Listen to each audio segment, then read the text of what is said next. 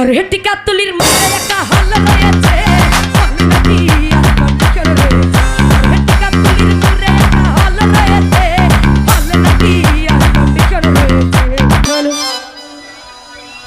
আর হেটি কাতুলির মুরে একটা ও বিশাল cinema hall রয়েছে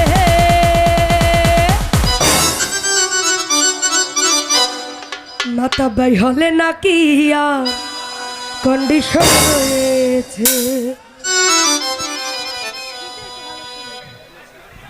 hello, তো যাই হোক এখানে উপস্থিত শ্রদ্ধেয় মাতাব চেয়ারম্যান ভাই, ওনার প্রতি সালাম রাখছি।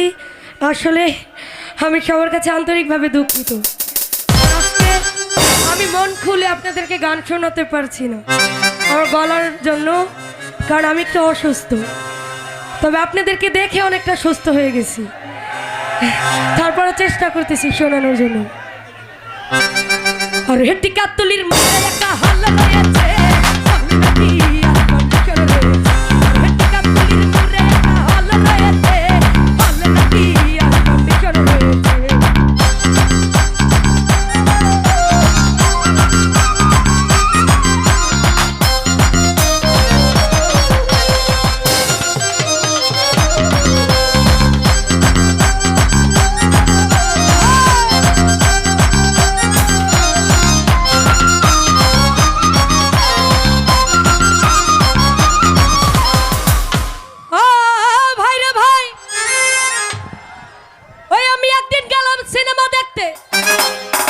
রিক্সা থেকে নেমে দেখে একটা সুন্দর ছেলে দাঁড়িয়ে আছে। হঠাৎ করে সেই ছেলেটির চোখে আমার চোখ পড়েছে। নাকি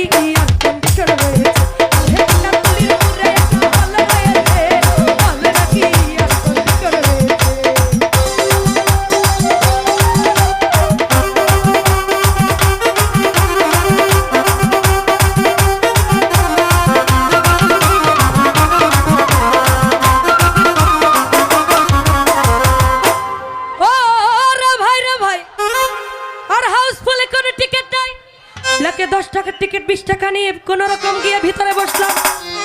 হঠাৎ দেখি পাশের চেয়ারে বসা সেই মাতাব চেয়ারম্যান ভাই আমার পাশেই বসেছে। আরে হলে নাকি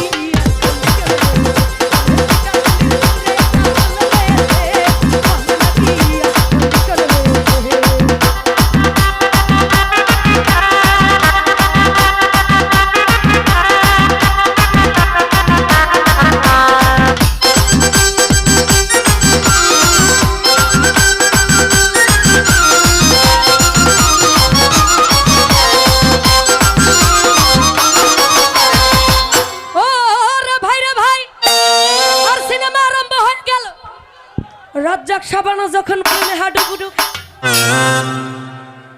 হঠাৎ করে আমার বুকের ভেতর ধুকবুক শুরু হয়ে গেল। হয় আমি যদি প্রেম করতে পারতাম, তখন পাশের সিটে বসা সেই ছেলেটি আমাকে চিমটি মেরেছে। আরে হলে নাকি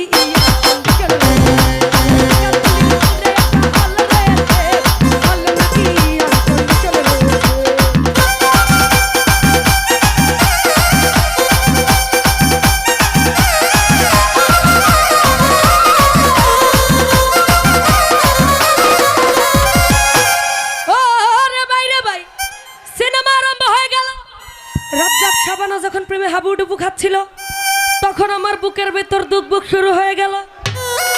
হায় রে মাতাব ভাই, আমি যদি প্রেম করতে পারতাম, তখন পাশের সিটে বসা সেই জাহিদ ভাই আমাকে সিমটি মেরেছে। আরে হলে নাকি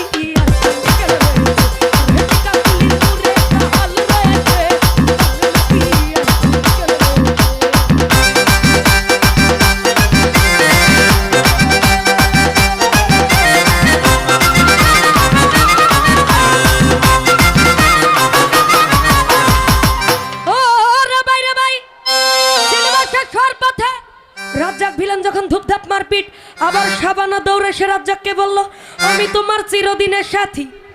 তখন দেখি পাশের সিটে বসা সেই ছেলেটি আমাকে জড়িয়ে ধরেছে।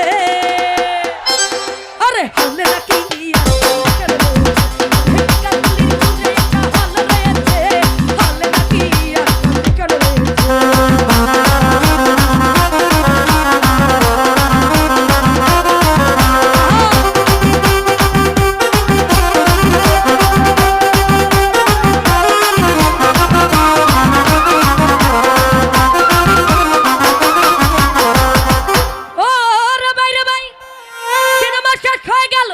বাইরে আসলাম, রিক্সা নিলাম, হঠাৎ দেখি সেই জাহিদ ভাই দৌড়ে এসে আমার রিক্সার চেপে বসেছে।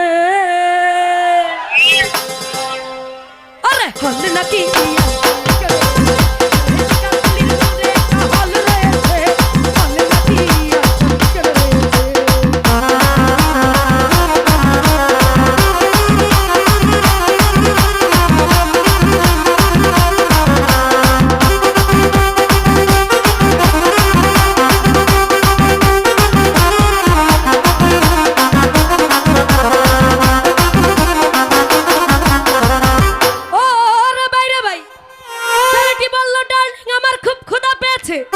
গেলাম মুস্তফা হোটেলে, খুব পোলাও খুরমা খাইলাম। হঠাৎ দেখি বয় একটা 500 টাকার বিল এনেছে। বিলটা দেখে তখনও মাথা ঘুরেছে। আরে হলে নাকি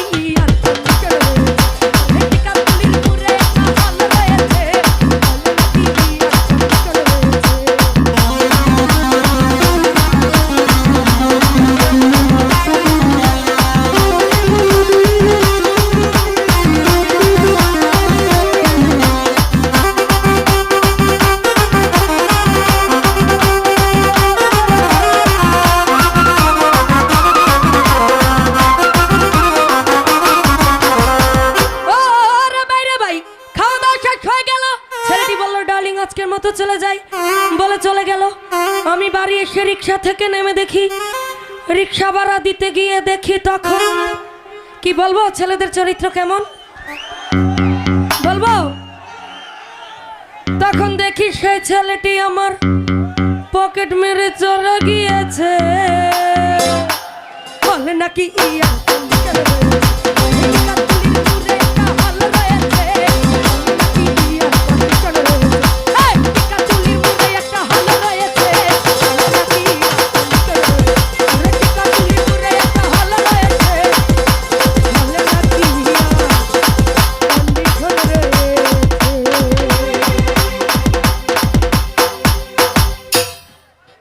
তো যাই হোক,